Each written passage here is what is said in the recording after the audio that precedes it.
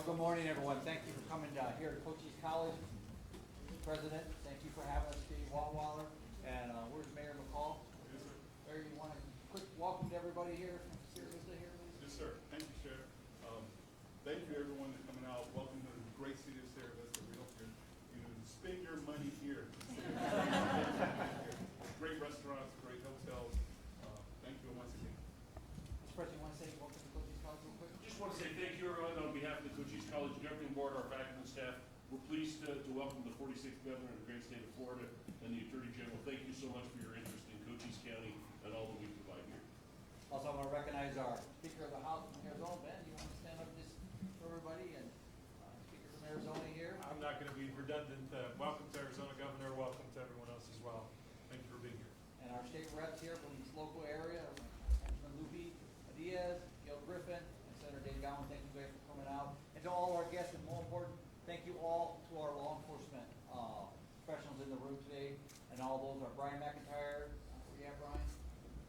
Brian McIntyre, thank you, Brian. And everybody, I hope I haven't missed anybody, police chiefs, everybody in the room. And Governor, Attorney General, thank you guys so much to come to Cochise County to spend a few minutes to, what I call, to share our successes here in Cochise County, a special law enforcement community, criminal justice system, and all the sheriffs in the room that are standing united on behalf of national sheriffs, Western state sheriffs, Arizona sheriffs, Southwest border sheriffs, and major counties coming together, and IACP that we're working very close with, to address an open border, a border that's causing every community in this country grief, from the poisonings in our communities, our families, our loved ones, our schools, to human trafficking. We're standing united to make that difference, and we're starting that here in Cochise County. So, Governor, Attorney General, thank you so much. I'm going to turn it over to you for some words. Well, Sheriff, thank you. Good morning. It's great to be here. I am joined by our Attorney General from Florida, Ashley Moody, as well as two of our big hitter sheriffs, Wayne Ivey from Brevard County and Grady Judd from Polk County. Those both in the central Florida. Brevard is on the East Coast. Polk is more in the heartland of Central Florida. We also have the heads of the FDLE and Florida Highway Patrol with us. I want to thank the other sheriffs from Arizona, Texas, New Mexico, Idaho, Georgia, who've been able to come. Mr. Speaker, thank you for being here. We have a great country. We've got a proud history, but this country is falling on its face with respect to ensuring the sovereignty of our country. And you see the damage that's been done at the southern border. We've been hearing about this problem for many, many years, many decades, and yet it's probably as bad as it's ever been right now. I think that this has been a massive dereliction of duty by the president. You're the president. You would think that you would take a sense of pride in ensuring that the territorial integrity of your country is actually respected. You think that if that wasn't the case, that you would feel that you would need to maybe do something about it. Instead, we've seen almost 2.5 years of disaster upon disaster. And I don't know how you could just sit there and let the country be overrun with millions and millions of people coming illegally and massive amounts of drugs coming in that are having a profound impact on communities all across this country. And yes, we're here at ground zero, but part of the reason we're here is because this is not a problem that only affects border counties. If it was only that, we still should want to be here supporting, because what's going on is wrong. But this is affecting communities all throughout the United States of America. You just look at the tens of thousands of additional fentanyl deaths that we've seen in just last year alone. So we believe that this is a crisis. Yes, it's a border crisis, but it's really an American crisis. And so we need to do all we can while the federal government leads a void. The states need to step up, and local officials like the sheriffs need to step up. And so that's one of the reasons why we're here today, because we want to forge a formal working relationship so that we can make the most out of all of our resources and efforts. We have the will in states like Florida. You have the will in Cochise County. You may not have the will in Washington, D.C., so we've got to work together to try to overcome that. And we've been involved in this fight really since the current president took office. We've been leaning in across the board in a variety of ways, and even before that, when I became governor, this has been an issue that we've taken on in the state of Florida. We currently have people on deployment at the border now assisting Texas. We had people when the initial call came in 2021, and we've been happy to support those efforts. We have done things like ban sanctuary cities in the state of Florida. We're not a sanctuary jurisdiction, and we think that that's the way the rule of law needs to go. Thanks to our Attorney General, Florida has sued and actually beaten the Biden administration on policies like catch and release. And we just won another victory at the 11th Circuit. And so we're holding him accountable as best we can through the legal process because a lot of what they're doing is just totally throwing the law out the window. And that's not the way that you're supposed to run that office. We've also cracked down on opioid dealers in the state of Florida. I just signed legislation that they're marketing this to kids. They will put the fentanyl in the candy now. And if they're doing that, they're going to spend, and the child dies, they're going to spend the rest of their life in prison because that's where they belong and they need to be treated like murderers. We have put forth resources to assist with the transportation of illegal migrants to sanctuary jurisdictions where they've advertised that they welcome that. That prevents for coming to Florida, and I think it's also been very effective. We've done things like E-Verify for employment. I mean, part of the reason people come illegally is because, they can work illegally. And so in Florida, we said no, even with the private sector, we just want to have a legal workforce. And so we're ensuring that, which is a big deal. We've never done driver's licenses or anything like that from the state government. We had local governments creating their own ID cards for people here illegally. We nixed that with law. And we also said we're not going to recognize things like California who do it from the other states. And so that's another disincentive, I think, to come to Florida. And I think that that's really, really good. Earlier this year, I impaneled a statewide grand jury. Last year, we impaneled a statewide grand jury in the state of Florida, which is a tool unique to our state, but it is able to do a lot of investigating. It can bring charges, but it issues reports, and it's issued reports about the treatment of some of the people that are coming across the border that are basically being trafficked, and it's really, really bad, and it's really, really poor, and a lot of it is directly attributable to Biden administration policies. We are also, people sometimes say you're not a border state.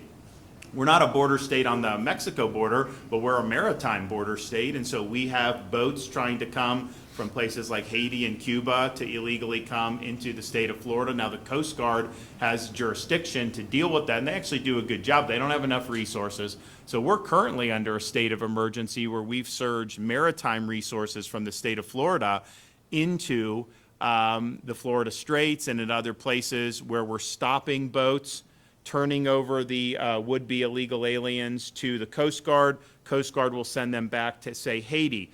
What happens is when they know they're going to get interdicted, the number of boats has plummeted because they know we've done 12,000 repatriations in the last 6 to 9 months. So they know that they're just not going to be able. So why would you want to risk doing this trip on boat to be able to just get turned back? And I think something similar would happen here in the United States if we did a similar policy at the border. First of all, border just needs to be shut down. You need to be telling people you're not coming illegally, you're not doing a bogus asylum claim, you're not going to be able to cross the border, whether that's remain in Mexico, whether that's just a deportation, whatever you need to do. If you just do that, you're going to see the number of people that are going to try to come will go down dramatically. So I think the whole thing needs to be shut down. I'm a big believer in constructing a border wall because you're never going to have enough people to be able to cover the entire border. And so to give our people a chance, you got to have some areas where we know are impenetrable. And so I think that that's something that needs to be done. And you just can't have, look, the drugs is a problem, criminal aliens are a problem, terror watch list people coming across are a problem, but just the sheer number, mass migration just doesn't work. It's posing huge burdens on communities, education, healthcare, criminal justice, all that. That needs to come to an end. And I also think that, as a country, we need to hold the Mexican drug cartels accountable. I mean, they are controlling our own border in our own country, and they're getting away with murder, killing tens of thousands of Americans by moving all this product into our country. So there's a whole host of problems. Obviously, the federal government could solve most of these if it had the will to do so, and maybe it will get the will to do it at some point in the future. But in the meantime, I think we need to come and work hard together. So one of the things we've done in Florida, we've created a strike force where we have operations throughout Florida trying to interdict some of the human smuggling that's going on. And you see human trafficking, you see people being abused. So we've been able to do more than 125 drug charges. We've been able to seize drugs, seize cash, bring people up on charges, and it's a model that's actually been very effective. So that's the type of thing, we can work between different jurisdictions. Yes, we work throughout the Florida with our counties work together, but there's no reason why we can't be working with Texas, why we can't be working with Arizona at the local level or at the state level on all those things. And so what we want to be, one of the messages we want to send today is, we're going to partner and we're going to formalize this in the coming days and weeks. We want to partner with all like-minded sheriffs and governors around the country to create a coalition of people that actually do have the will to fight back against this problem. And I think we'll be able to do a lot working together. Probably not going to be able to solve everything because we need D.C. to get in gear, but I think we're going to be able to make a difference. And I can tell you what we've done in Florida has saved lives. It's absolutely saved lives. What you guys are doing here has saved lives. And so if we're pulling our efforts, I think it's going to be something that's going to be really, really positive. We also want to announce that both our Florida Highway Patrol and National Guard Counter-Drug Task Force, we have developed a training program that we believe will help law enforcement across the country mimic some of the success that we've had in Florida, and also help to train more boots on the ground in multi-agency criminal interdictions. And so we're going to be offering this. We're going to be welcoming people from across the country to come to Florida and train with some of our folks and basically learn a model that we think has had tremendous success. So we're proud of that, and we want to work with everybody who wants to do it. We've done a lot in the previous deployment. We're doing a lot now with what we've got. We've had over 400 National Guardsmen supporting Texas right now. 40 FDLE agents, which is our state civilian law enforcement agencies. They're arresting some really bad people. They're arresting gang members coming across the border. They're being charged mostly with Texas offenses, but you're seizing cocaine, methamphetamine, other types of drug paraphernalia, guns, ammunition. This is people coming across the border with those things. We have Highway Patrol involved. We have aircraft that we have put on to help interdiction. One of the illegal aliens that our Highway Patrol encountered was identified as an MS-13 gang member who was on our own government's terrorist watch list. And this is just the state of Florida having a very small footprint. And we're seeing all this. Just imagine what you're seeing across the entire border writ large. So far during this most recent deployment, which has not been going on that long, Florida law enforcement's assisted with 109 arrests, and they've encountered almost 4,000 illegal aliens crossing the border. And so I can't even imagine if you scaled that over a relatively small period of time in a relatively small footprint, how many people. I mean, this is just an ungodly amount of people that are pouring into the country. So we've even, Florida agents have even assisted in the apprehension of a capital murder fugitive. As part of a traffic stop, they encountered a suspicious man who provided false ID. He was determined to be someone with an active warrant for capital murder. He fled on foot, but he was apprehended by the officers and arrested. So we were able to get him. And it's like, this is just something that's happening in our country right now. And in Washington, D.C., they're just glossing over it. Chinese are coming across the border in larger numbers. I mean, obviously, China and Mexico have worked together to get the fentanyl in our communities for many, many years. And no one's really ever done anything to China about that. No one's really ever done anything to the cartels about it. But we have a big increase in the number of people who are Chinese nationals coming. Clearly, the CCP is a major threat to this country, and we need to make sure that we're recognizing that. In Florida, we have had people who've crossed the border commit crimes in our state that have killed people. I mean, we just had in September We had an illegal alien that killed a sheriff's deputy near Tampa, and last month a sergeant in the St. Johns County Sheriff Office was killed by an illegal alien who crossed in 2021. So he came in 2021, he was given a sheet of paper saying you have a court date in 2024.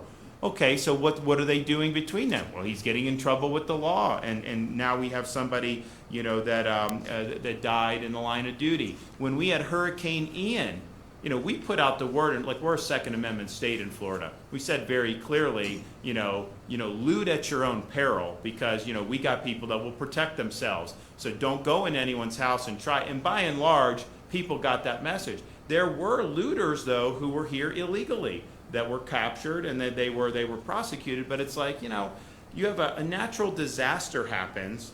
You have these people in peril. Then you have people that have come illegally trying to ransack somebody's house or somebody's business. I mean, it's just totally unacceptable. So we're happy to be here. We want to work with all the other governors. We want to work with all the sheriffs to be able to help make more progress on this issue. But I can tell you that the goal for the country nationally should be to bring this issue to a conclusion. It is not that difficult to have a stable border. Other countries do it. In fact, if Americans tried to do in many other countries what people do to ours, you wouldn't last 10 minutes. I mean, it would not work. They absolutely would enforce their borders. So we need to get back to that. I think we can, but in the meantime, I think we all have an obligation to step up. So we're here to step up, and we're glad to be here. So I'd like to just open it up to the sheriff. So do you want to maybe start and then go around and people can make whatever comments and we can have a discussion? Sure, Governor. You don't want to. Sure. No, we had a meeting before this roundtable, and it was just broke my heart to hear those in law enforcement who signed up to protect and serve their communities say they feel like they are losing the war to cartels. There's one sheriff had a 1,500% increase in deaths due to fentanyl. One sheriff has had almost 50% in 1 year increase in crime related to the border. And one said, I feel like we're losing the war. And the reason these fine folks, these public servants, feel like they're losing the war is because we have a general in the White House who has abandoned us on the battlefield, walked to the side, and has started waving the flag of surrender like it is a starting sign at a NASCAR race, a starting flag at a NASCAR race, and saying, come on in as fast as you can. And we across this nation are seeing the affects of that.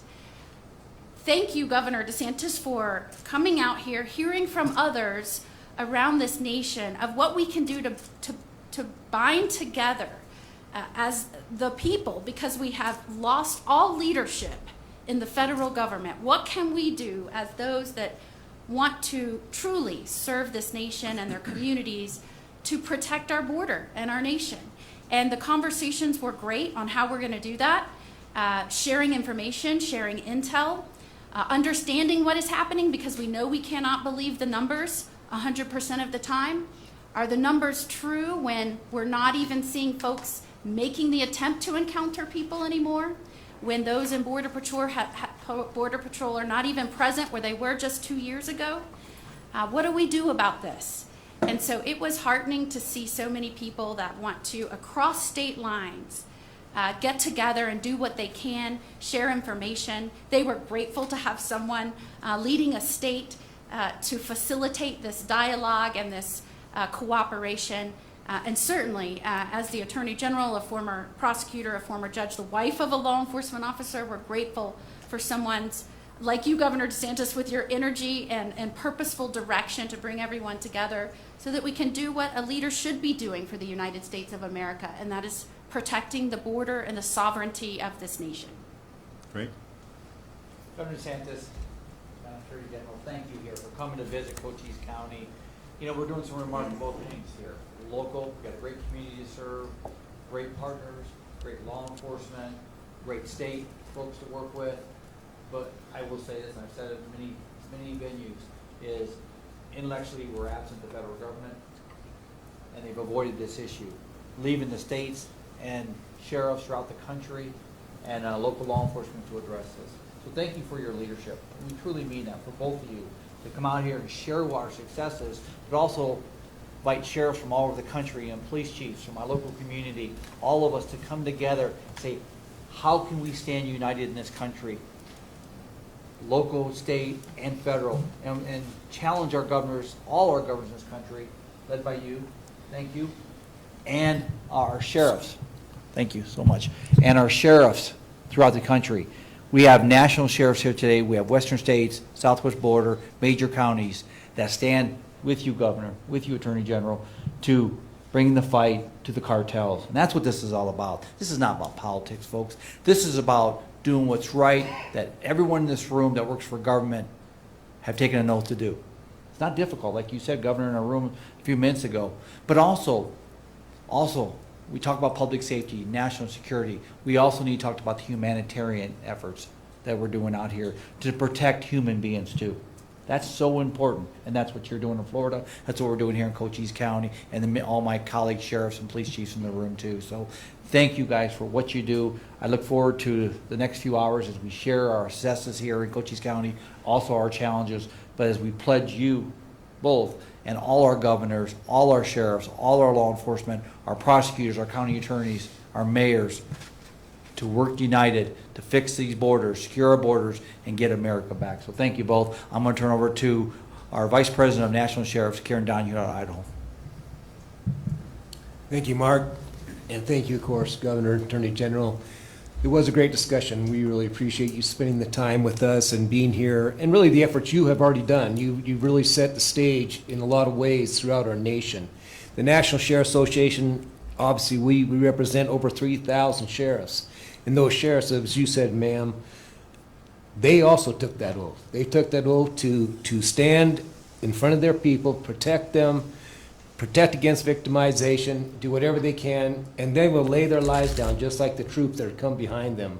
But what we've seen by this presidency and by the Secretary of Homeland Security is nothing but lies to us, lie to the American people, lie to our faces, lie to the sheriffs when you stand in front of us. I don't want to meet with these people anymore, right? I'm tired of you lying to me. I'm tired of you lying to the American people about what you're doing. You're not doing anything other than being complicit in the crimes against the citizens of America. Our citizens in Idaho and every state represented are dying because of the inaction or even the actions of this presidency and this administration. And I'm sick to death of it. And I'm sick to death of having to meet with families, including my own, who have been victims of fentanyl. Families like my own who have been victims of car crashes by illegal aliens driving semi-tractor trailers drunk in my state. I'm tired of doing those funerals. And I'm reaching out to people throughout. I so respect you, both of you, for doing the work, for setting that standard. I certainly will stand with you. And I want the American people to stand with you and to stand up against this tyranny of what we're seeing in our nation. The Mexican cartels are the enemy. We've said that time and time again. We're calling them out. The Sinaloa cartel, the Jalisco New Generation cartel, they're enemy number one, but they're also complicit with their partners, and that's in China. Supplying the precursor for methamphetamine, supplying the fentanyl, the bad actors, and yet again, what are we doing as a government to call these bad actors out? And the answer is nothing. So the American people have to stand up and take back your country, because quite frankly, we are losing that war, ma'am, and I appreciate you bringing up my comments. We are losing the war. And it's hard for me as a sheriff to stand in front of my troops every day, or my state, or even the nation as the vice president of national sheriff, say, we're doing great. We don't have this.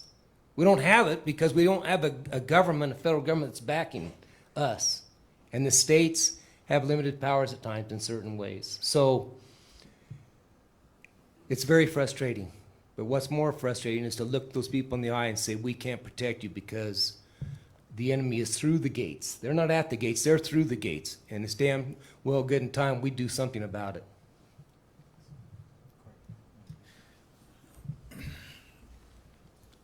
Governor, Attorney General, my name is Corey Helton. I'm Sheriff of Lee County and President of the Western States Sheriff Association. I want to thank my colleagues from Florida for making this trip out here, and I just want to remind everybody, over the last few years, we've all become border sheriffs.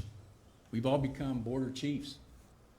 And some of the important things that have happened in the last couple of years, and I'm so thankful that you recognize that there's some major organizations that have come together. And it has not always been that way with NSA and Western states, major counties, the Texas Border Coalition, and the Southwest Border Sheriffs are great organizations that have come together. We have unified. So to have you on board, I greatly appreciate it. I feel let down by our federal government. I feel as an elected sheriff, my job is to protect the community that elected me to do that, and we simply cannot do that. We cannot keep up. So I'm going to keep it short. I want to thank you for your trip here. I definitely support your efforts, and I look forward to meeting and talking to you in the future. Thank you. Thank you. I'm Grady Judd. I'm the sheriff from Polk County, Florida, and that's in Central Florida, as the governor explained. I've been in law enforcement in my community my entire adult life. I started when I was 18 years of age, and I was elected sheriff 19 years ago. And I've worked for a lot of governors. Ladies and gentlemen, make no mistake about it. This is simply the best governor that the state of Florida has had in the last 50 years. Why do I say that? Yes, he ran for public office to get elected. Then he started doing the job that the people of the state of Florida hired him to do. And as a result of that, my crime in my area is at a 51-year low. Just recently, we did a human trafficking operation. My detectives are the very best. We were joined by the police departments in our county. The governor assigned FDLE agents to us, and we arrested well over 100 people in 1 week that were involved in or contributed to the victims of human trafficking. So what's interesting about that? We identified 24 potential victims of human trafficking. Now I want to narrow that down one more step. So what was the big deal? The big deal was there was a group of ladies that came to this house to prostitute one night. They were of Cuban nationality. They had come through Central America, where they had been picked up and transported across the border, the Mexican-Texas border, into Florida, and they said, now ladies, you've got to pay for this transportation, and here's how you're going to do it. We rescued them. If it weren't for this governor, who cares about not only the people of Florida, not only the people of the United States, but everyone's safety and security, ladies don't have the right to be hauled across the border and then held as property to engage in human trafficking. In addition to that, so there's an 18-year-old girl just 2 weeks ago. She's on her way to school. She's all excited. Next week she's going to walk. She's going to graduate from high school. A beautiful young lady. And who pulls in front of her? But this guy. This guy pulls in front of her. She T-bones the vehicle he's in. Here's the crash scene. 3 people died that day because this person is in our country illegally, operating a car illegally. 3 people died, 1 event. She is in the hospital with significant injuries and will probably never walk the same for the rest of her life because of how bad she was broken up. This guy here, had he been in his country of origin, had he not been smuggled across the Mexican border, we wouldn't have had this young lady in this crash and 3 people dead. Of course, he's treated and released, but that's not enough. Then there's the drug cartels that we deal with. Juarez, the Sinaloa cartel, Luis Martinez. He's operating an operation that's tied Mexico to California, to Texas, to Georgia, to Florida. When you said we're all border counties, we're all border counties. And who's running it? A guy by the name of Brian Stanton is operating this huge, huge operation from inside the federal prison in Atlanta on his illegal cell phone that he's not supposed to have. So Lewis is the big guy on the outside. We seized 1,500 pounds of meth in 5-gallon buckets, liquid meth, 2,500 Xanax pills, and that's just one operation by one law enforcement agency in this nation.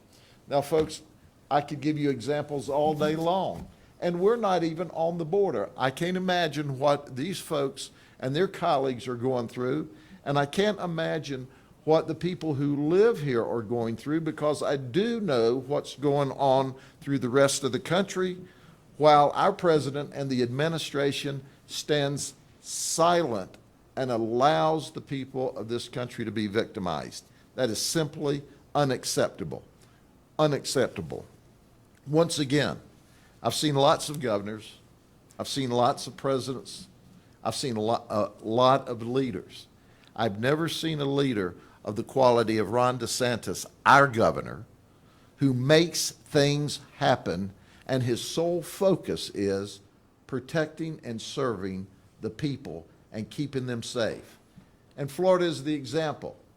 When people are safe and they feel safe, they thrive, and your great state does tremendous. But we need to do that all across the United States of America. We need to do that, and we've got to support our law enforcement officers. I'll end with the statement that our governor has reached out across the nation, and I appreciate that, Governor. And all of the law enforcement leaders do. He said, hey, if they're not going to treat you right as a law enforcement officer, wherever you are in the nation, come to Florida. We'll treat you right. The governor is given a transportation or a bonus for law enforcement officers to come to Florida to serve with us. Well, in Florida, we put bad guys in jail because we've got a governor that has our back.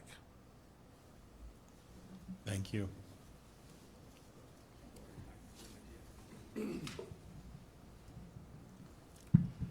Good morning. Welcome, Governor. Welcome, Attorney General Mist.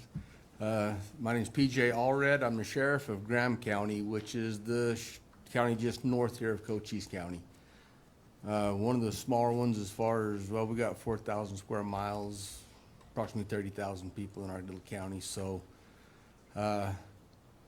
don't have quite the stories as right here in Cochise County or Yuma County or other borders, but our issues are exactly the same. I think when most people come from the South to come in the United States, my little county is probably not their destination, but they come through us, and we feel them when they come through us. And we have our vehicle pursuits, and we have those types of things that happen and take place. But one thing that does stick and stay with us is the drug portion, because that's in every single county. It's going to stick, it's going to stay. It's not clean. And I know and I'm all about, and I'm with what we got to do to shut things down at the border. I'm totally with it. Maybe a smaller, different spin somehow that we need to look and figure. Those of you that are in businesses for yourself, you know that there's a demand, your business is going to thrive. In the United States of America, there is a huge demand. If we weren't using dope, it would have to go away. They'd have to figure something else to run at us. But we're going to use it, they're going to bring it. So there's two-pronged type thing that we got to do here to try to help stop the situation that we got going on. And like I say, it does happen, and just an interesting little tidbit of a story that happened to me earlier. In my county, the San Carlos Apache Tribe Reservation is there also. Great police department, great people to work with. We have a wonderful relationship with one another. First part of March, myself and my wife, we're traveling over towards Phoenix, going across the reservation. I have a vehicle pull up behind me now. Mind, I'm a border above, or a county above Cochise here. But I'm going through a line of cars, a black SUV with the antennas, push bumper, lights me up with red and blues. I move over, he goes around me and goes on, has New Mexico plates on it.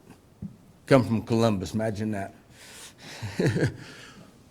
But anyway, I made some phone calls real quick, and since I had my wife with me, I didn't really want to perform the traffic stop, because I was in an unmarked vehicle also. But I got the police chief. We made the traffic stop. The kid did have well, he denied any red and blues or whatever. Well, he had red and blues. He had a badge wallet. He had all those things. I find out a little bit later on through some other intel that this particular kid runs some intel as far as looking for Border Patrol checkpoints and things like this. But he lit me up. I mean, it caused problems in traffic, passed on the bad deal. He wound up in jail. So anyways, that's just our little county that's not on the border. But it's cause of what's happening this direction to further product and people to the north that made that happen. And so it's coming to us, it's coming through us. Appreciate all of your time for being here, being interested in our country, our freedoms, our rights, being able to live where we want to live, and hopefully being able to live where we want to live and be safe where we are at, without having people come through our yard that can't even converse with us when we find them in our yard. And that's true. It's we have gotten Chinese ladies up in our county that when we encountered them after a pursuit through the desert, when they saw us as law enforcement and the vehicles coming to stop, they ran to us as law enforcement to get away from the coyotes that were carrying them. We were their safe haven at that moment. So we as Americans are horrible people to everybody, but yet we're not the ones that did the bad things to them when they got here or how they got here. So that's just a spin and a take from a very small county. I appreciate the opportunity to be able to be here with y'all today. My fellow sheriffs in Arizona have got, and all of them from around the nation, we all have stories. We could do the campfire thing and sit around all night long for 2 weeks and talk about this stuff. But that's the gist in the nutshell version. Thank you. Good morning. My name's Thaddeus Cleveland. I'm the sheriff of Terrell County, Texas. It's the 10th largest county in the state of Texas. We have 54 miles of river with Mexico. There's, without a doubt, you're doing everything you can from the state of Florida for the state of Texas. We're reaping your benefits, or we're reaping, from the help you're giving us. It's great. So thank you for that, Governor. I spent 26 years in the United States Border Patrol. I spent 10 years of that career here in Arizona. I started my Border Patrol career down in Nogales, Arizona, and then I was a supervisor down in Douglas, field operations supervisor over in Naco. And I can tell you that, at one point, it was chaos here years ago. And with the hard work of the men and women of the U.S. Border Patrol, we had the safest, most secure border that we'd ever had until 2 years ago. And it took about 6 months to dismantle that safe and secure border. And it's not just the work of the United States Border Patrol that happens. It's our local law enforcement officers, our state resource that we receive also. I can tell you I have a much greater appreciation for what local law enforcement does, having been on this side now. When we talk about Idaho's also sent personnel to the state of Texas. We've also received support from Tennessee and South Dakota right now. My county, Terrell County, over the last 2 years, we've seen a 450% increase in legal alien apprehensions. I mean, it's been that significant. We're seeing people from Idaho. I myself have arrested and stopped cars from Idaho, from New Mexico, from Florida, coming into my county to make pickups of illegal aliens.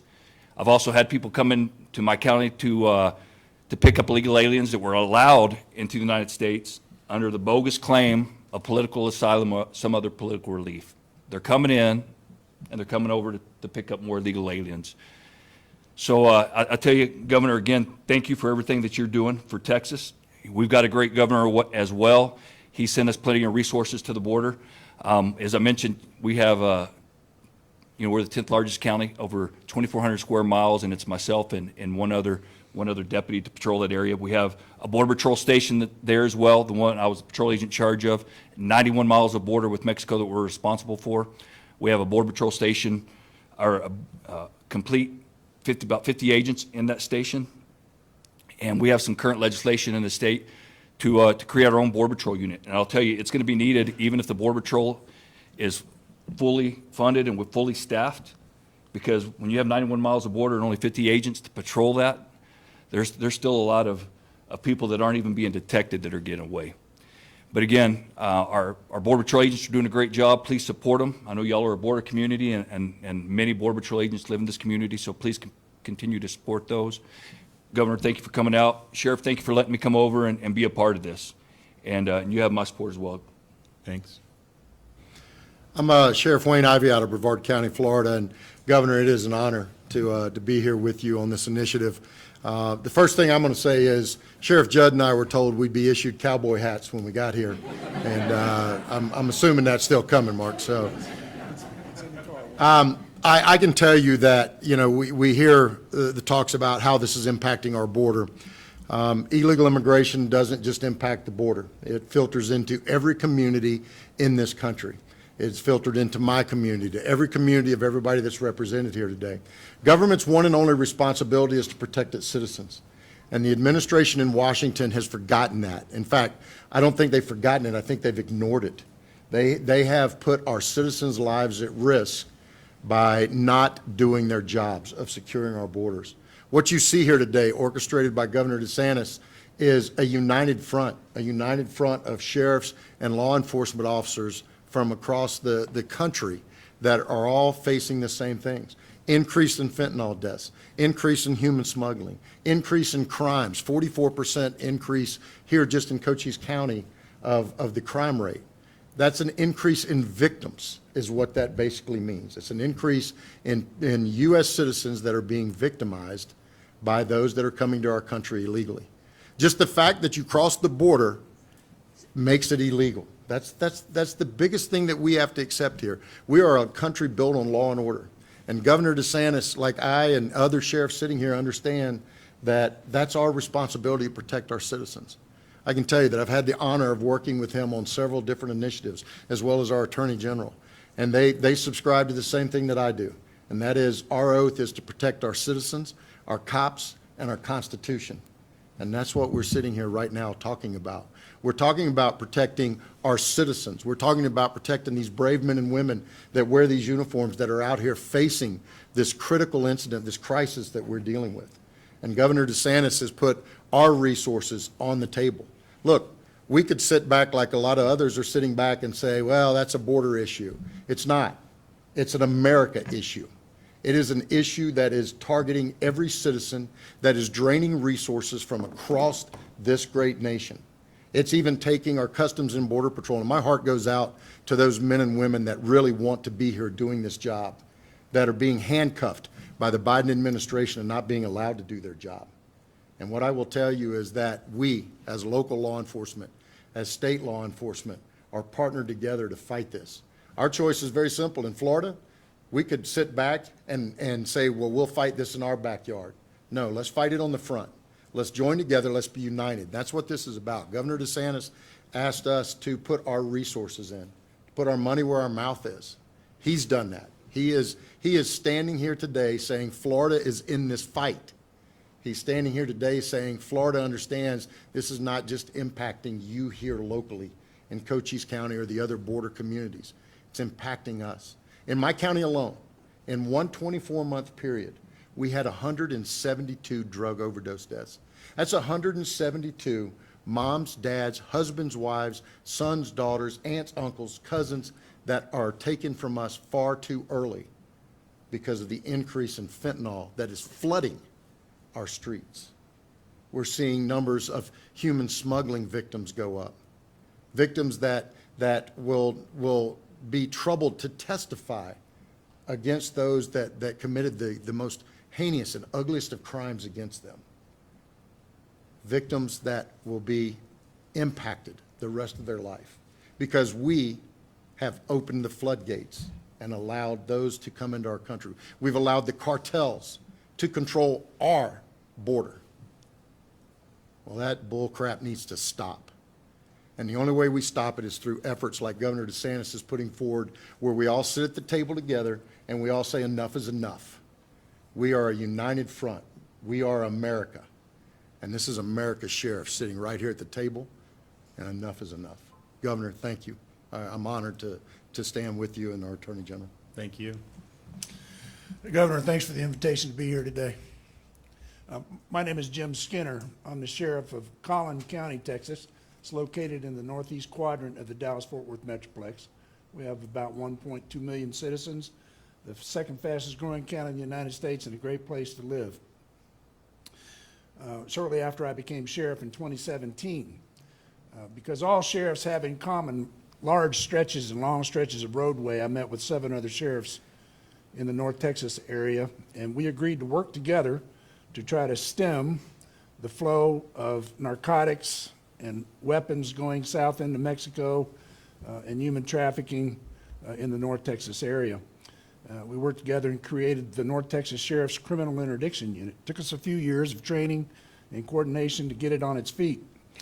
And in spite of the fact that over the last few years that we've seized $24 million in cartel cash, a large amount of weapons headed to Mexico, and about $154 million in narcotics. Collin County has suffered a 1,320% increase in the number of fentanyl-related deaths. Why is that? Well, it's because of the tsunami of death and destruction that flows unimpeded across our southern border that the Sinaloan and New Generation cartels push into this country. And it's also because President Joe Biden and his administration have abdicated their responsibility to secure our southern border. In my role as the chair of Government Affairs Committee for the National Sheriff's Association, I have the opportunity to visit with many sheriffs across this country, both large and small. And what I hear in common from all of them is, like me, they're heartbroken at the number of parents of young people that they've met with and heard the stories of the death of their children due to fentanyl poisonings. We're not giving up hope. And us sheriffs all working together in this country are proof and evidence of that. You folks need to know that as bad as it is right now, there are real leaders in this country that'll make a difference. I'm proud of my governor, Greg Abbott, because he's done what's necessary to protect Texans. And I'm really proud of you, because not only are you willing to protect the people in Florida, but you'll send your people to Texas to help protect Texans. Says a lot about you. I just want you to know I appreciate you putting the spotlight on this, because it's important for the American people to understand. Thank you, sir. Great. Well, thanks, everybody, for those comments. I'd like to let the Attorney General, we've been very active on suing Biden administration for basically not following the law. You know, what they're doing, this catch and release is not actually lawful that they're doing. They're paroling people and abusing that. And so we've gone in and every chance we get to defend the people of Florida, but because if you win the court case, it has reverberations across the country. It's really standing up for everybody in America who cares about the rule of law. So can you give an overview of some of our success? Absolutely. And I think, Governor, thank you for bringing everybody together. And one of the things I think is so important about venues like this, about people like this, is they're willing to share information with the American public. And not all leaders in this country are doing that right now.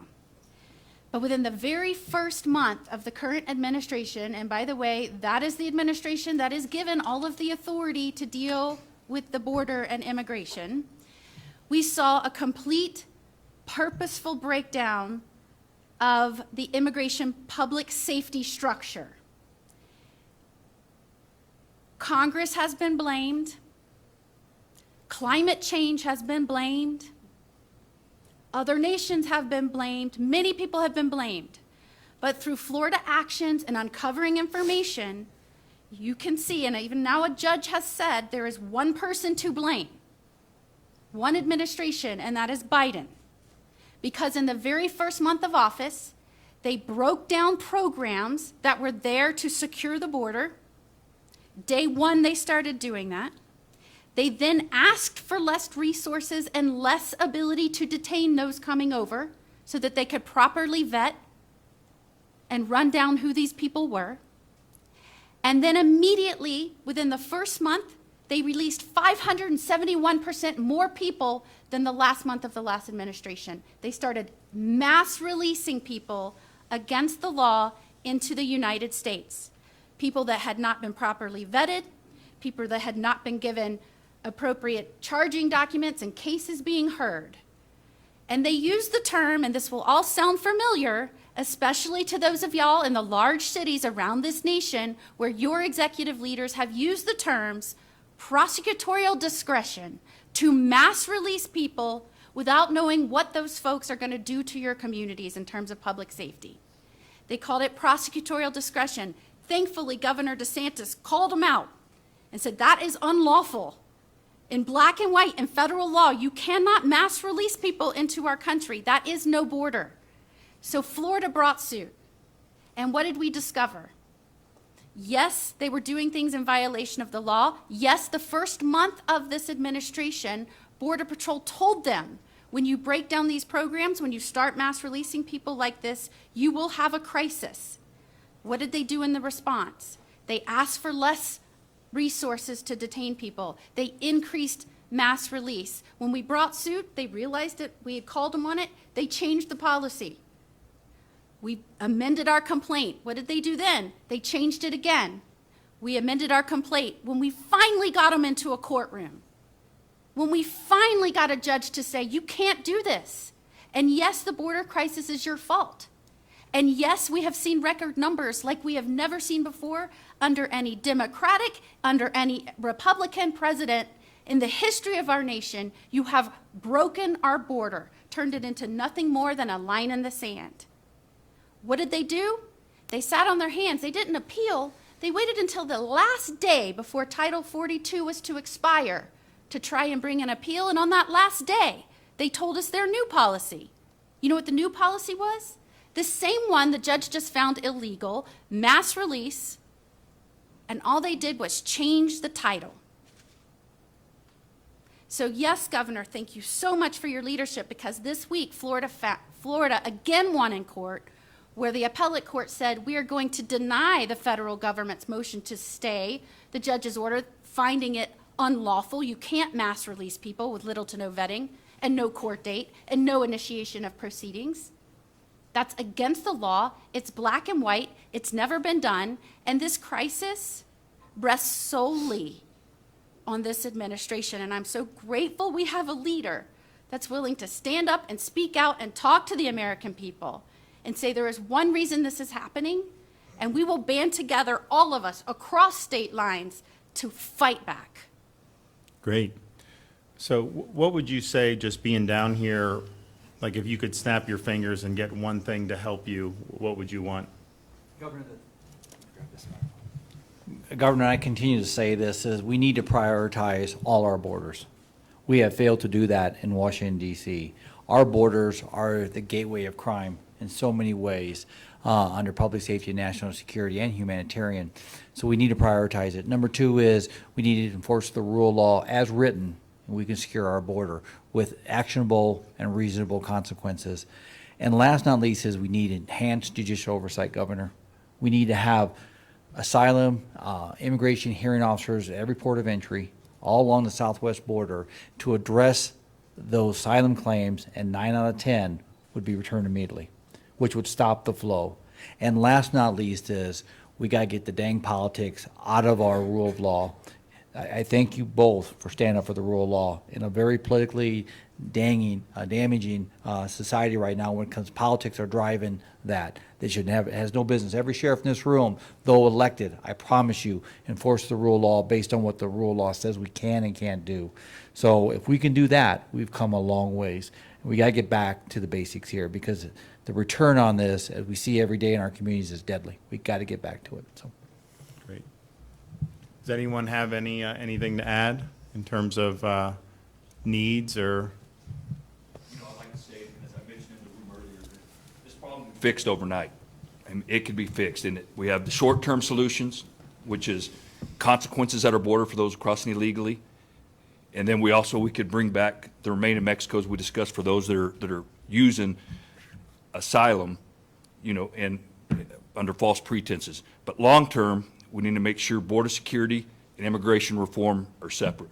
Border security, we need to bring back more technology. You mentioned a wall. We've seen the wall here in Cochise County. It works. Is it an end-all? No, it's not. But when you have the right combination of that infrastructure and that technology, and then most importantly, a man wearing a badge or a woman wearing a badge to go out and make those apprehensions, that's what we need to get back to our border, and that's what we're missing. It's not that the border's broken, it's that DC's broken and not allowing us to do what we need to be doing.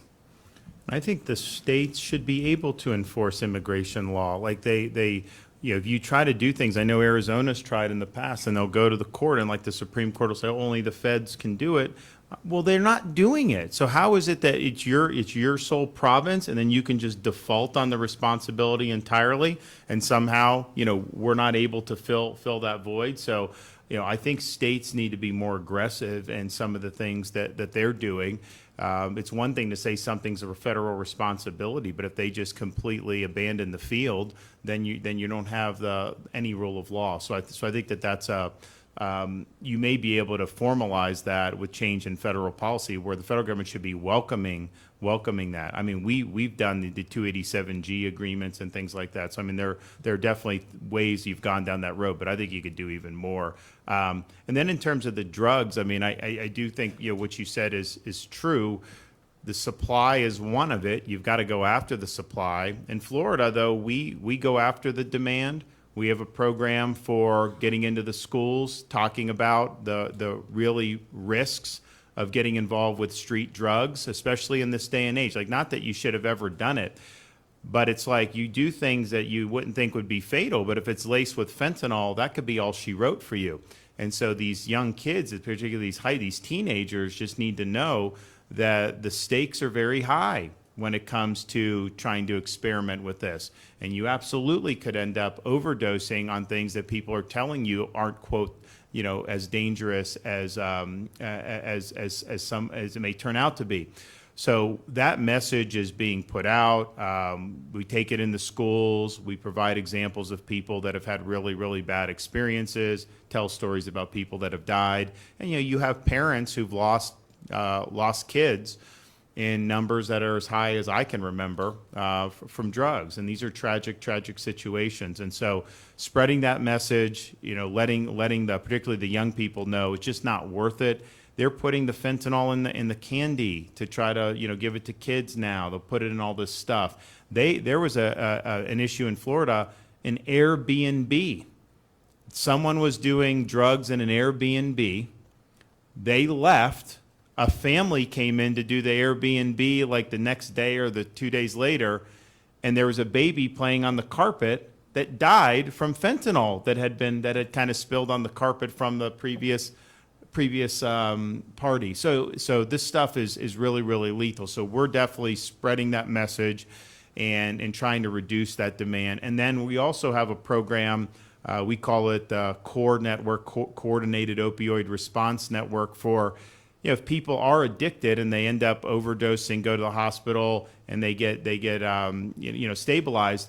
If you just discharge them back out in the community with no other support, they're gonna relapse. They're gonna overdose again. Like that's just what happens. And so this network is getting people into treatment, getting them into counseling, other things to try to allow them to cope with this addiction. And what they found is in the places that we've done it, the relapse rate has been under 10% for those people, which is really, really good, because I think the relapse rate would be way, way higher if they didn't have that. So I think that the border, the cartels, all that, indispensable. Taking these fentanyl pushers and putting them in prison for a long time, you got to do all that. But fighting the demand and then helping people who are coping with the addiction is also important. So in Florida, we're doing all of it. and we think that they all go hand in hand. Two things. You just mentioned that in our state of Idaho, Governor Little has established the Esto Perpetual, which is very similar to what you're doing in Florida, which is reaching out to our communities, to our high school kids, to our junior high kids, to just try to give them some awareness of the immense danger of fentanyl, because we've never seen it like this. It's unprecedented. So we're doing great things like that. The governor, I appreciate his efforts in helping down here. And so that's one thing. But you just asked Sheriff Daniels a question, what would you do? And I think one thing that we have discussed, and I know you've discussed with this group, and that is take action. The president has the ability, President Biden has the ability to take action against the country of Mexico. And that has not happened. There's no, in my opinion, he has no taste to do that, but he needs to do that to save the American people, to save and stave off this victimization. But Mexico, the country of Mexico, regardless of whether the president wants to admit it of Mexico or not, he's part of the problem, but the cartels are the problem. And it's my opinion that if we could snap our fingers, we could see our American president take action against the country of Mexico and the cartels to relieve this victimization, because we've talked a lot about the victimization, and it's been spoken about by these other sheriffs. The human victimization, whether it's sex trafficking, human trafficking, the indentured servitude that exists in your state, in my state, in other states, by the cartels, these people owing that money for getting them across, it's relentless. And how we as a nation can allow that, when we talk on one hand about all the social issues, but on the other hand, we're allowing it, and that starts at the top. And so that would be, sir, one suggestion that I think we need to continue to push. Yeah, I mean, look, just think, Mexico is allowing millions of people to traverse through their country, knowing that there's crimes being committed, a lot of these people are being trafficked, what the cartels are doing, abuse, all this stuff, and they're just letting it happen. I mean, they're not doing anything, about it. And we have a tremendous amount of leverage over Mexico. We have different levers that we can push. And that, to me, that would just be a no-brainer to be able to do it. And the cartels directly, obviously, are a huge, huge problem. I mean, they're responsible for killing in the last year tens of thousands of Americans. I mean, are you kidding me? This is to just turn a blind eye to it and do nothing. It's a complete and utter failure. Right here. Governor, I'm going to add something, shift gears, and we did this in the closed meeting here too, and I think it's important that our media and our colleagues in the room here too, is the fact that when you ask the question, what would I do? And I'm going to put that back on you, and the fact that you have done something that I think is missing, and I'm going to tell a story. A couple months ago, myself and a couple of the colleagues in the room, sheriffs, had the opportunity to meet with Director Reyes from the FBI. We talked about supporting CBP and the agents out there that just have a tremendous job right now on the challenges they're dealing with and the attacks on law enforcement, to include the agents. But one thing I asked the director at the end was, when we shifted gear, was how many funerals of the 229 cops killed in this country last year did the president, vice president, or his cabinet attend throughout the United States? And the answer is clear: none. That is sad. Governor, you have shown support for law enforcement in your state. That's why your two sheriffs here keep smiling. Look at them. They haven't stopped smiling since they got here. Your colonel for the Highway Patrol, your commissioner over here on the left, look, they're still smiling too. And I've never heard a negative thing from somebody who wore a badge in your state for either one of you. And the reason is because you're taking care of law enforcement. We need the federal government. We need our, as I said, started off, and I'll close it out to this statement is, we have to support those that wear a badge, to put their lives on the line every day in those communities throughout the United States. And you're doing that, Madam Attorney General, you're doing that. We need all governors, the President of the United States, all the way down, every elected official say, the priority of this country, and somebody said this earlier, and I'll highlight that and echo it, is the fact that if we don't support those who wear a badge in the rule of law, we're in trouble in this country. Thank you guys both for doing what you do, for doing that, and thank you to my colleagues. Absolutely. Yeah, no, we're proud of that. We've done for the last 3 years We've done $1,000 bonuses for every sworn law enforcement officer and firefighter in the state of Florida, and that's a lot of people because we have a big state. And then Grady had mentioned recruiting people from other jurisdictions, particularly like New York City, Chicago, places where morale is low, they're treated horribly. If you come to Florida and sign up, you get a $5,000 signing bonus. And so that's been a very effective program. We've been able to recruit a lot of people here. And look, I mean, maybe it's a self-selective thing, but like I have not talked to anyone that's regretted it when they come. I know your people are really thrilled in Brevard. Every time I see them, they're really happy that they made the choice. And it's just, look, you dedicate your life to something. You know, you wear the uniform. You want to be in a community where people appreciate that. You want to have a state government that has your back. I mean, that's just natural that you would want that. Why would you want to put the uniform on and risk your life if you're treated poorly by politicians and by the community? And unfortunately, we've had some places in our country that have gone down that direction to their great detriment, mind you, because crime has gone up. Those communities are now less safe. When they defunded or took money away, it was a catastrophic mistake. And some of our once great cities have been hollowed out because of a lack of public safety. There was other factors. They did stupid COVID lockdowns. They did some other bad policies. But from allowing the BLM riots to then just allowing the criminals to have the upper hand, people are fleeing these places because you can talk about business, education, all the things that are important. If you don't have public safety, then none of that stuff matters at that point. So it's a critical component to a thriving free society. We're proud that we're a law and order state, and I think we're better off as a result of it. Okay, I think we're going to go. Does anyone else have anything? I think we're going to go do a border tour. Maybe we take a couple questions before we do that, and then, yes, sir?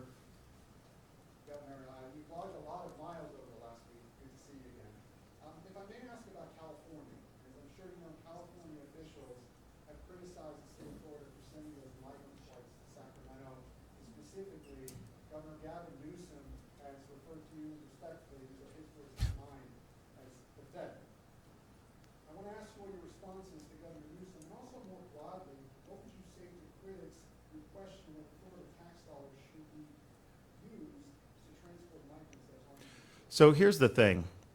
These sanctuary jurisdictions are part of the reason we have this problem, because they have endorsed and agitated for these types of open border policies. They have bragged that they are sanctuary jurisdictions. They attack the previous administration's efforts to try to have border security.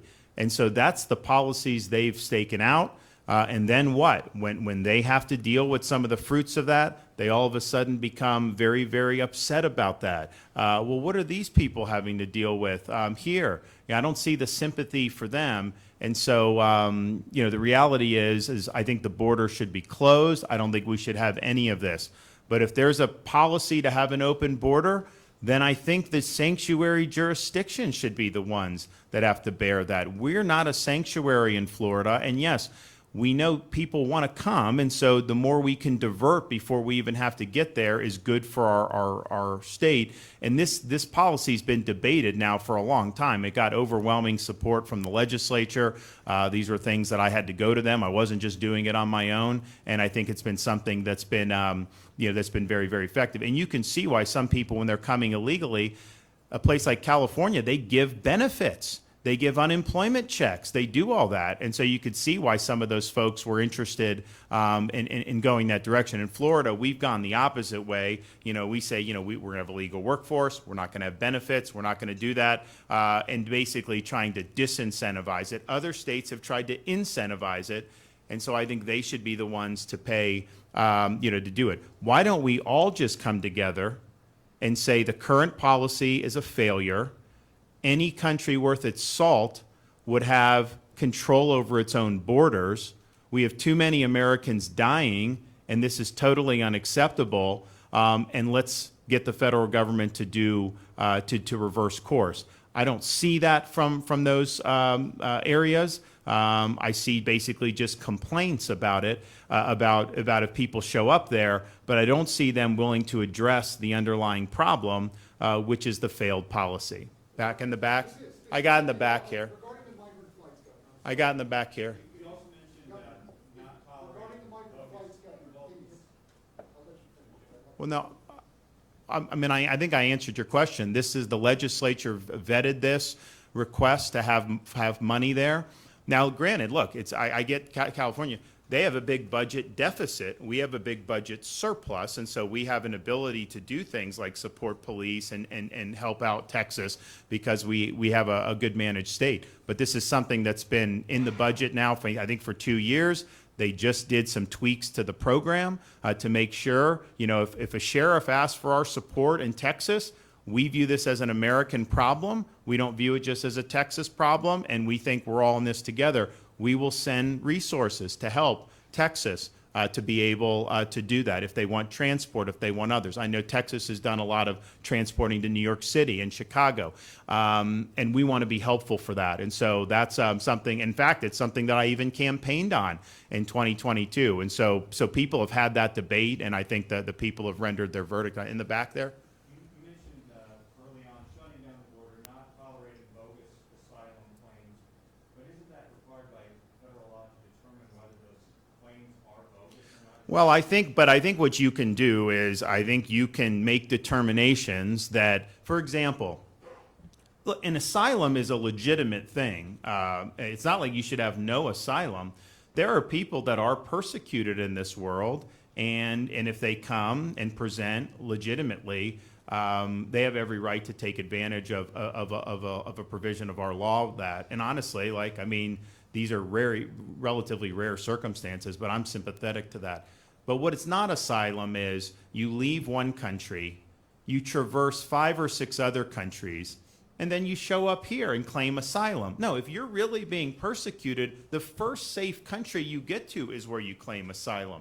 That's how it works. So you absolutely could say something to the effect of, you know, you're denied if you've had an opportunity to be in another country. You can say you can only do it at a port of entry. There's definitely things you could do, I think, that would really, really kneecap this problem. And of course, remain in Mexico, you present, okay, we'll adjudicate it, but you don't get entry into the United States, because I think the incentive is, why would you want to even go through the legal process? Because you come across the border, you're guaranteed to stay.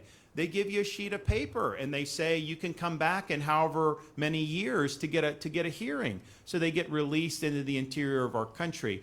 That is a terrible, terrible incentive. If you even just did remain in Mexico, that's a huge disincentive to come, because you're going to lose your asylum if you're an economic migrant, as you should lose if you're an economic migrant. So why would you just want to wait there in Mexico knowing you're never going to get into the United States? It'd be a very effective policy to be able to do that. Now, having said that, so I think you can do all of that, I do think that this should be reevaluated in terms of the statutes. I think that there's probably some things that have been unintended in terms of how some of this has worked out over the years, and I think that could be a benefit to be able to make some tweaks. But I think you have the ability to deal with this with executive action right now. Yes, ma'am. Governor DeSantis, Ally Bradley with News Nation. Thank you for having us. Sure. Obviously, you don't have a physical land barrier with Mexico, but you do have a coastal sector that is, we're regularly seeing Cuban and Haitian migrants surge at your southern border as well, while you're sharing resources with Texas, and we know that Border Patrol is also strapped and stretched really thin in Florida. So while you haven't really been able to stop illegal immigration in Florida either, what can we expect from you if you were to be president? How would you stop it? Well, actually, I mean, I think if you want to talk about the maritime, look at what we've done just from the beginning of the year. So we did a state of emergency because of the ships and the boats coming from Haiti and elsewhere. And as you know, that is not really a core state function. That's a federal function with the Coast Guard. We can interdict, but we have to give to Coast Guard have the Coast Guard give back. But nevertheless, you had boats coming, and they were coming in, and the federal government even dropped like a couple hundred in the Keys, I think in early January. And so we said, wait a minute, this is not working with us. We can't have people dumped. So we did a state of emergency. We surged our maritime resources. We've been able to interdict a number of vessels, give the people to the Coast Guard. The Coast Guard sends back to Haiti or back to Cuba. It's actually been remarkably effective. If you look at the number of boats that were coming before we got engaged to help the Coast Guard, it's gone down dramatically as a result. And why? Because these people now know if they're getting in the boat and they're coming, they're going to be interdicted and they're going to end up being sent back. So why would you want to get in some makeshift boat, traverse the Florida Straits, knowing you're not ultimately going to get there? So it's done a huge, huge benefit to be able to do that. So we have totally adequate resources to be able to help with our maritime interdictions, and we're still under the state of emergency for that because we've put some serious weight behind it. Now these things can be seasonal, so maybe they'll try to pick up. It's remarkable what they do. They study what we're doing, and they try to figure out where holes are so that they're able to go and end up getting in. And some of it is for nefarious reasons, but some of it is people just want to come to the United States. But I think actually what we've done has been very, very strong. It's not our responsibility as a state to patrol the coastline from illegal aliens. That's a federal responsibility. But where we can come in and fill gaps and help, and I think the Coast Guard does a good job. I just think that they're undermanned.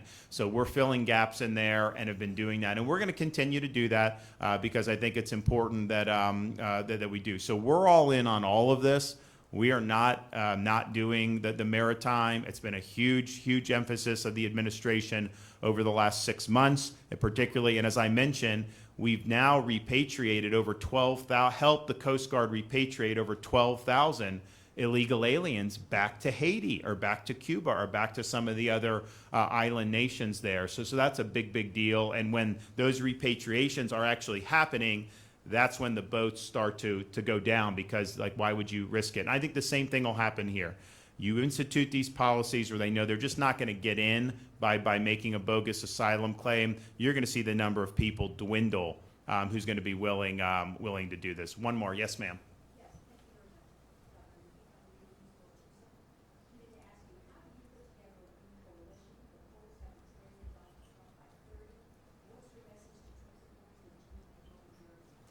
Well, did you just see the Iowa polls that just came out? I mean, we can talk about polls all day long. I mean, I think that you've seen some great stuff. I can tell you, when you run in these things, you run and you persuade people. I mean, that's the whole point of it. Like, you don't do a poll a year out and say that that's how the election runs out. I mean, if that were the case, I wouldn't have been elected in the first place as governor. And even my re-election, I had people saying we were going to win by a couple of percentage points. We won by 20 percentage points. And so we're really excited about the enthusiasm we've generated. I think you're going to see a lot of really good stuff over the ensuing weeks and months, but that's kind of separate from what we're doing here, which is, in my role as governor, I have a responsibility to be a leader, and we're going to be working with the sheriffs in a more formal way going forward, and we'll put out more information about that alliance. But I think that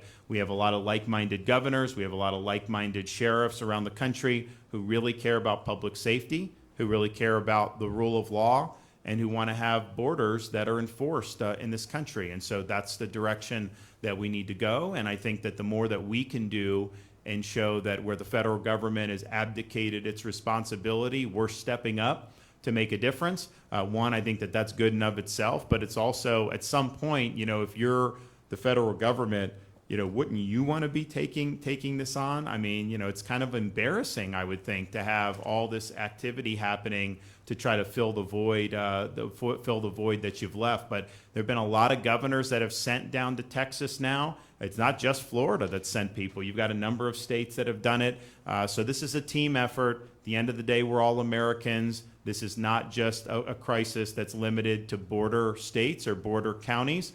It's an issue that affects Americans of all walks of life in every community here, and we need to get it to where we're not consoling mothers on a routine basis who've lost kids because of overdosing from fentanyl. I mean, we really got to do something about it. It's been gut punches for communities throughout this country. It's forever changed families. And enough is enough. And so we're here to do something about it. So we look forward to seeing some stuff on the border. And, we're here to help, obviously, and we want to continue to be engaged with all of you with our new coalition going forward. Thank you.